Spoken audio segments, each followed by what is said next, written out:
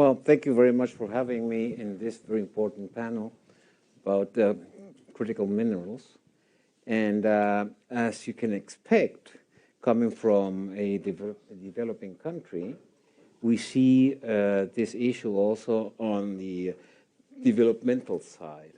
This is, of course, a very important opportunity for countries like Peru to really achieve what we all want. I mean, when I say we all, not only the Peruvian government, but also, I think in general, the international community, which have stable and wealthy, socially wealthy societies that can live off this extraction of critical minerals, critical in the sense that are needed for the revolution, the industrial revolution 4.0 and 5.0, which is also coming.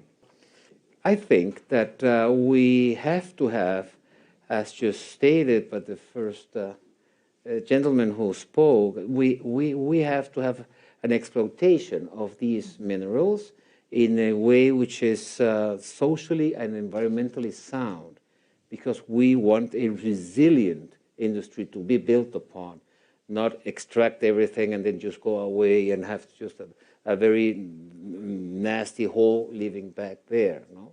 So this is quite important, and for that, it is a of a very essential nature to have a international framework, no? In order to see how can we exploit those things, those minerals in the better way. An example, in Peru, we have concessions already given, granted to many companies and also small miners, but the actual exploitation of these concessions amounts to only 1%. So you have 99% of concessions which are given because they with high probability, they see that there's some minerals there, some interest, some economic interest there, which are not yet exploited. So the potential is great. And I don't think it is different in other parts of the world. So I think we have enough resources to go ahead with our technological revolution, but we have to do it in an orderly fashion.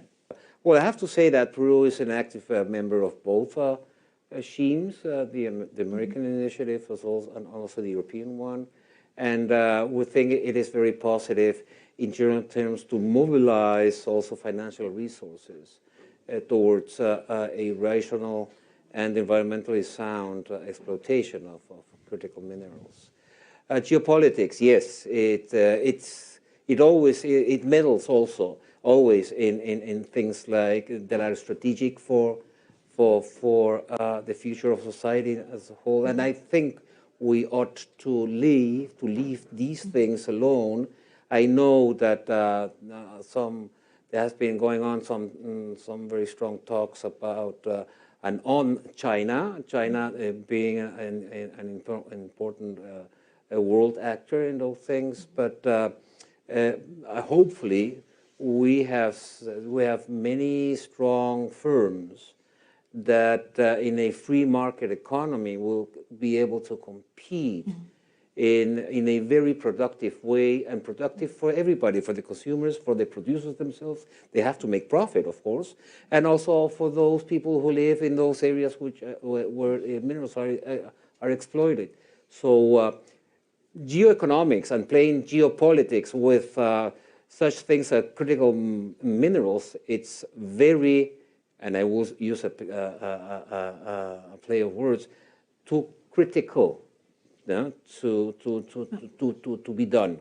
I think we ought to put it aside as possible.